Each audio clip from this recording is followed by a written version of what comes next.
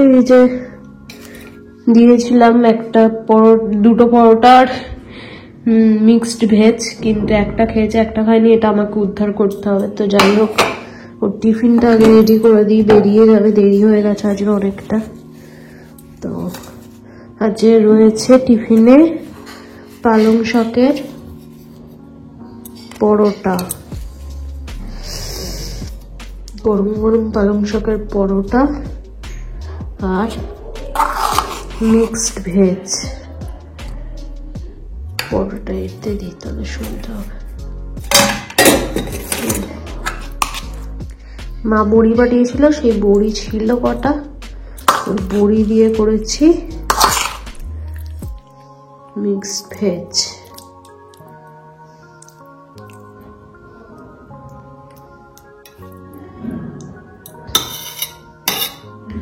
হয়ে গেল এই যে। আর হচ্ছে এর সাথে দেবো মিষ্টি।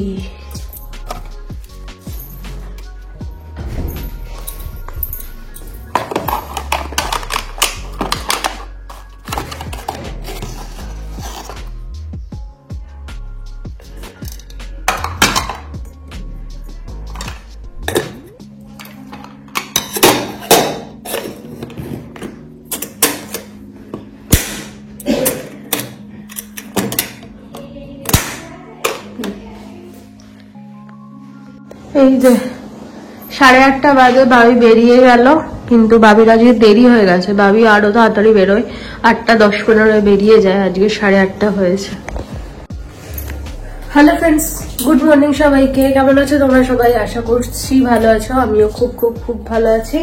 আজকে হচ্ছে মঙ্গলবার, তো welcome back to my YouTube channel.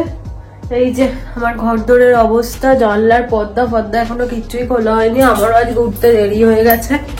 তো একটা সুট কেচে কুচে রেখেছি কালকে রাতে চাদরগুলো, আর এখন বসিয়েছি জামা কাপড় হলে তারপরে যাবো ছাদে।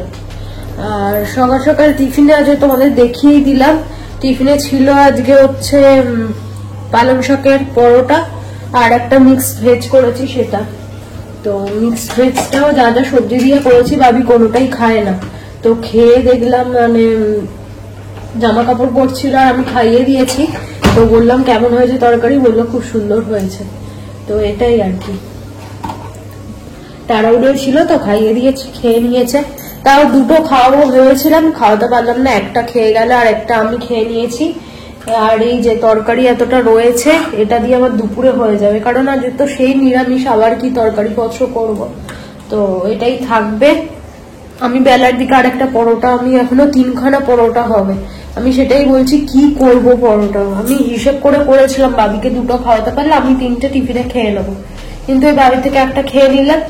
তো দেখি আর একটু বেলায় খিদে পেলে একটা খাবো, আর দুটো থাকবে, চা দিয়ে সন্ধ্যাবেলা খেয়ে নেবো, এরকমই করতে হবে, কারণ ওটা রাখলে না আর পরের দিন খেতে ইচ্ছা করবে না। এই যে এটা দিয়ে কিছুটা দিয়ে খাবো, আর কিছুটা থাকবে, বেলায় হয়ে যাবে আমার ভাত দিয়ে। আর এই যে আলু আর এটাকে কি বলে, শিম সেদ্ধ করে রেখেছি, এটা মাখবো ভাত দিয়ে খাওয়ার জন্য। আর এখানে শান্টু ওটস ভিজিয়ে নিয়েছি, সকালে চা খাওয়া হয়ে গেছে। সবকিছু তাড়াহুড়ো করে করি তো, যাতে দিদি আসার আগে মোটামুটি রান্নাঘরটা আমি ফাঁকা করে দিতে পারি। এখানে শান্টু সবজি সেদ্ধ বসিয়েছে, আজকে তো শান্টু ভাত খাবে না, কারণ মঙ্গলবার করে আমি ভাতটা দিই না, কারণ নিরামিষ তো ভাত খেতে এমনিতেই চায় না, নিরামিষ আরোই খাবে না, ঝামেলা বাড়াবে। তার থেকে সবজি সেদ্ধটা খেলে ওর শরীরে প্রোটিনটাও যাবে আর ঠিকঠাক হবে, তো পেটটাও ভরে যাবে আর কি। সবজি সেদ্ধ বসিয়েছিলাম, একটু কটা পালং শাক দিয়েছি, সে জল বেরিয়েছে, দেখি সিটি পড়ছে আর জল চারিদিকে হচ্ছে, ওই জন্য বন্ধ করে দিয়েছি। জলটা একটু ফেলবো, ফেলে আবার 2-4টে সিটি মারবো, মেরে নামাবো।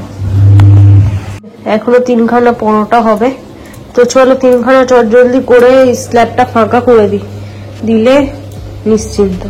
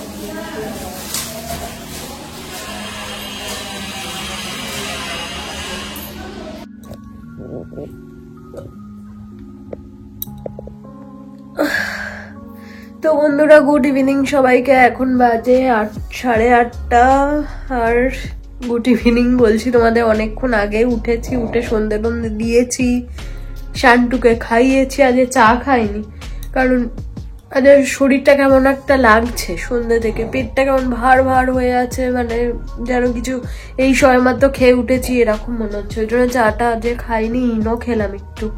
তো এবারে যাবো রাতে রান্না বান্না করতে, দেখি কি রান্না বান্না করি। নিরামিষে না খুব সমস্যা। আর সকালেই পরোটা খেয়েছি, বললাম না ওই পালং শাকের পরোটা করেছি। রাতে আর লুচি ফুচি খেতে ইচ্ছা করছে না, কিন্তু নিরামিষ কি করবো সেটাই বুঝে উঠতে পারছি না। তো আলু একদম সেদ্ধ করে রেখে মানে প্রেসারে দিয়েছিলাম, সেদ্ধ হয়ে গেছে। দেখি কি করি না করি, তো সেটাই চিন্তা ভাবনা করছি। ভাবলাম বিরিয়ানি করে নি, আলুর বিরিয়ানি। তো নিরামিষ তো কেমন লাগবে সেটাও বুঝে উঠতে পারছি না। করেছি যদিও এর আগে, খারাপ লাগে না মোটামুটি। ওই আলুর দমটা করে আর ভাতটা আলাদা করে নি, আর তারপরে আলুর দমটা করে আর মিক্সড করে নি আর কি।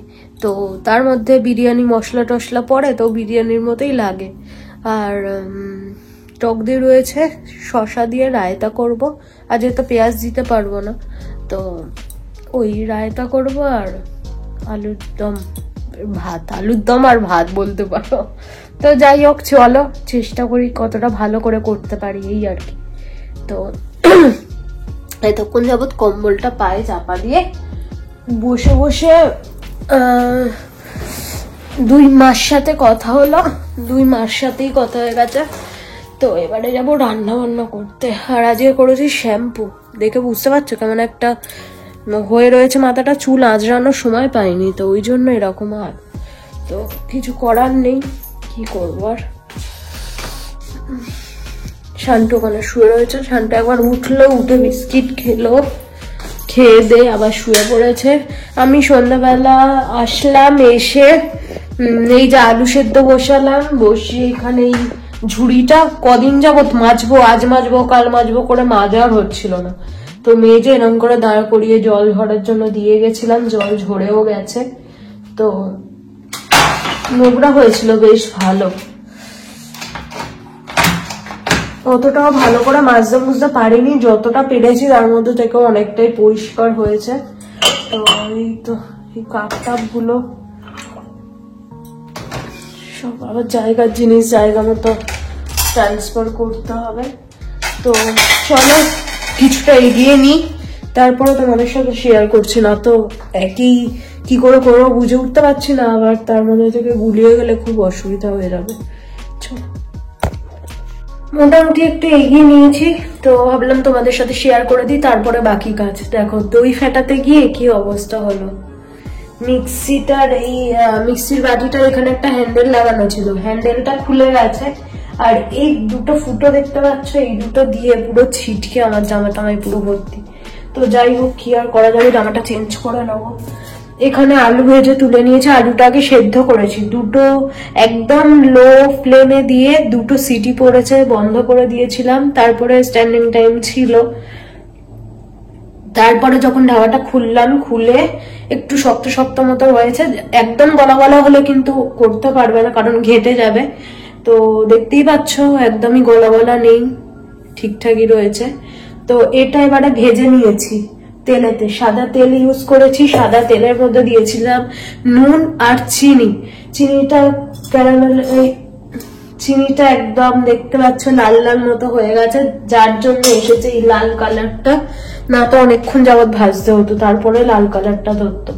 তো ভাতটা করে নিয়েছি, এই যে এখানে এখানে রেখেছি, এই যে দেখতেই পাচ্ছ একদম ওই বাসমতি চাল, ভাত রেডি। আর ভাতের মধ্যে ভাতটা করার জন্য দিয়েছিলাম যা দিই আর কি বিরিয়ানিতে, জানোই বিরিয়ানির রাইস করতে গেলে যা দিতে হয়, তেজপাতা, গোটা গরম মশলা, নুন, তারপরে সাদা তেল, ঘি সবই দিয়েছিলাম। দিয়ে সব মশলাগুলো মানে যে গোটা মশলাগুলো বেশ কিছুক্ষণ জলেতে ফুটে গেলে বাদি দেখেছি গোটা মশলাগুলো তুলে নেয়, কারণ হচ্ছে মুখে পড়লে একটা বাজে লাগে, ওই জন্য সব তুলে নিয়েছি, নিয়ে ভাজটাও রেডি। এবারে শুধু মশলাটা রেডি করব, করে আর মিক্সড করে দেখাচ্ছি তোমাদের, আর বলতে পারছি না। তো যাই হোক, এখানে আমি টক দইটা ফেটিয়ে নিয়েছি, একটুখানি টক দই, তারপরে দিয়েছি কাঁচা লঙ্কা 3-4টে। তোমরা যেরকম ঝাল খেতে পারো সেই রকম অনুযায়ী দেবে, আমরা তো ভালোই ঝাল খাই, তো সেই জন্য 4টে মতো দিয়েছি কাঁচা লঙ্কা। আর দিয়েছি আদা, 1 ইঞ্চি মতো আদা দিয়েছি। তো সবকিছু রেডি একদম। এবারে জাস্ট মশলাটা মাখাবো আলুর মধ্যে। তো চলো তোমাদের সাথে শেয়ার করছি, তার আগে জামাটা চেঞ্জ করে নি। এটা একদম নিরামিষের চটজলদি হয়েও যাবে, আর খেতেও আশা করছি ভালোই হবে। গেঞ্জিটা খুলে নিলাম, কারণ আমি ওই রকম নোংরা জিনিস পরে আমি রান্না বান্না একদমই মানে মন দিতে পারি না, আমার ভালো লাগে না। আমি একটুখানি কিছু নাইটিতে পরলেও আমি সাথে সাথে চেঞ্জ করি। তো ম্যানিয়া বলতে পারো বা যা খুশি বলো, আর কি বলবো। তো যাই হোক, চলো তোমাদের এবার দেখাই। আমার হেল্পিং হ্যান্ড যেহেতু নেই, ক্যামেরাটা একটু এদিক ওদিক হয়ে যাবে, তো তোমরা একটু করে ম্যানেজ করে নিও। আলুটা যেহেতু ম্যারিনেট করবো, ওই জন্য একটা বড় বলে দিই, আলুটা নামিয়েছে একদম ভেজে, যাতে আরো 2-4টে বাসন না পড়ে এক্সট্রা, এই জন্যই। তো কিছুই না, এই যে এটা একদম দেখতে হচ্ছে ঘোলের মতো রেডি হয়েছে, এটাই জাস্ট হুড়ুর করে এর মধ্যে ঢেলে দেবো। আদা একটুখানি রয়েছে, যাতে আদাটা না পড়ে সেই চিন্তাও তোমাদের করতে হবে।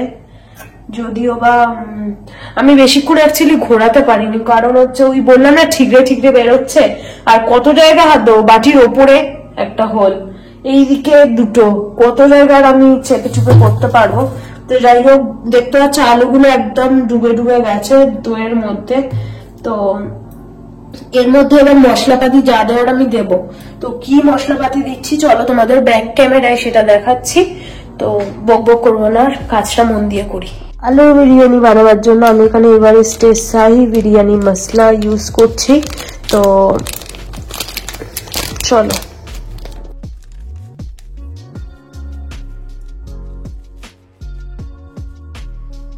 বিরিয়ানি যেহেতু একটু বেশি করে বিরিয়ানি মশলা দেবে, যাতে বিরিয়ানি বলে মনে হয়। একে আলুর বিরিয়ানি, তারপর যদি বিরিয়ানি মশলাতেও কিপটেপনা করো তাহলে তো আর ভালো লাগবে না, সেই কথা চিন্তা ভাবনা করতে হবে তোমাদের আর কি। তো যেহেতু পেঁয়াজ রসুন আদা মানে আদাটা পড়েছে, পেঁয়াজও পড়বে না, সেহেতু একটুখানি মশলাপাতির দিকে ধ্যান রাখতে হবে, না তো হবে না। এবারে আমি মশলাপাতির দিকে যাচ্ছি। বিরিয়ানি মশলা তো দিয়েই দিয়েছি, এবারে যেটা দেবো সেটা হচ্ছে হলুদ গুঁড়ো সামান্য দেব, দেখতে পেলে কতটা দিয়েছি। ধনে গুঁড়ো, এটা জিরে গুঁড়ো, ঠিক আছে দেখিয়ে দিলাম। মশলাপাতির মধ্যে এই কটাই দেব, আর দেব একটুখানি ব্ল্যাক পেপার।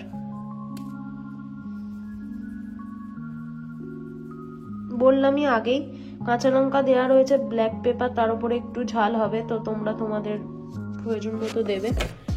আর দেব হোমমেড গরম মশলা গুঁড়ো, কালকেই করেছি, জানি না কেমন বাবির মতো হবে কিনা, কারণ আমি বাবির মতো তো আর পারি না। তো যত ধরনের গরম মশলা যেরকম ভাবে করা হয় আর কি, তোমরা আমার থেকে মনে হয় বেটার পারো। তো যাই হোক, আর বললাম না, অল্প সামান্য দেবো, কারণ আমার বিরিয়ানির মধ্যে গরম মশলাটা অতটা ভালো লাগে না। তো গোটা যেহেতু থাকে সেহেতু গুঁড়ো না দিলেও চলে, তাও ওই মন সন্তুষ্টির জন্য আর কি যতটা দেয়া। এবারে দেবো নুন,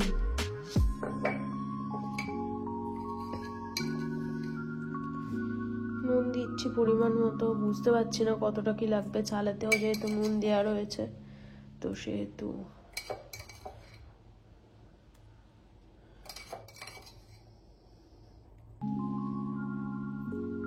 আর দেব না, কারণ কম হলে খাওয়া যাবে, বেশি হলে তো অসুবিধা, ওই জন্যই আর কি। তো একটুখানি দিতে হবে চিনি, চিনি চিনি বাবারে। এবারে লেফট হ্যান্ড ইউজ করছি।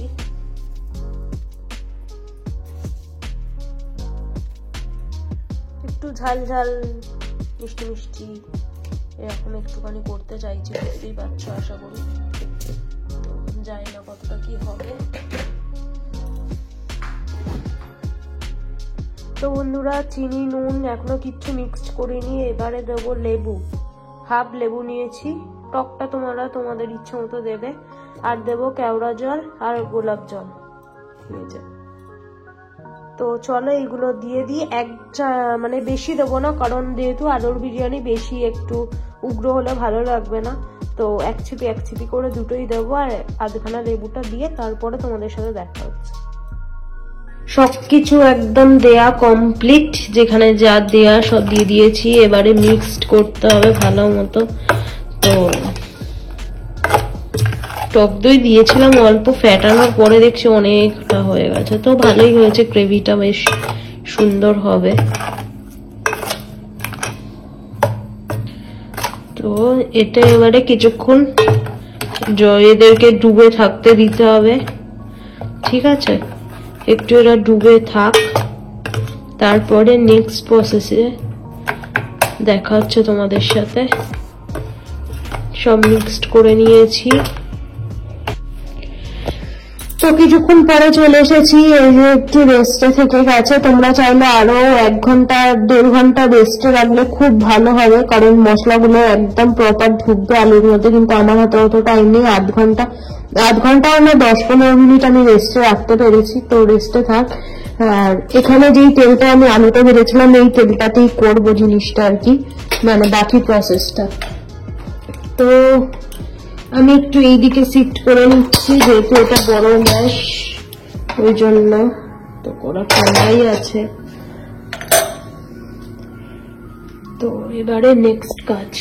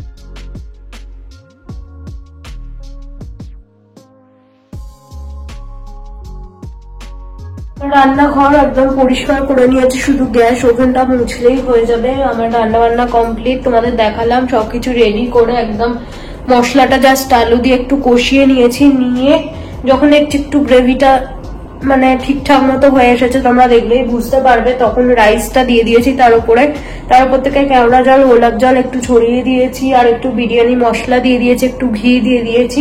দিয়ে একদম চাপা দিয়ে একদম লো ফ্লেমে 5 মিনিটের জন্য বসিয়ে রেখেছিলাম। 5 মিনিট হয়েও গেছে, আমি গ্যাস বন্ধ করে দিয়েছি। এক্ষুনি আমি খুলবো না, তো কিছুক্ষণ পর খুলবো। আর খাওয়ার আগে একটুখানি ধনেপাতা উপর থেকে ছড়িয়ে দেবো, দিয়ে আর নিজেরা যদি আরেকটু ঘি ওভারলোডেড খেতে চাও তাহলে আরেকটু ঘি দিয়ে নেবে, আর যদি মনে হয় যে না ঘি একদম ঠিকঠাক হয়েছে তাহলে তার দেওয়ার প্রয়োজনই নেই।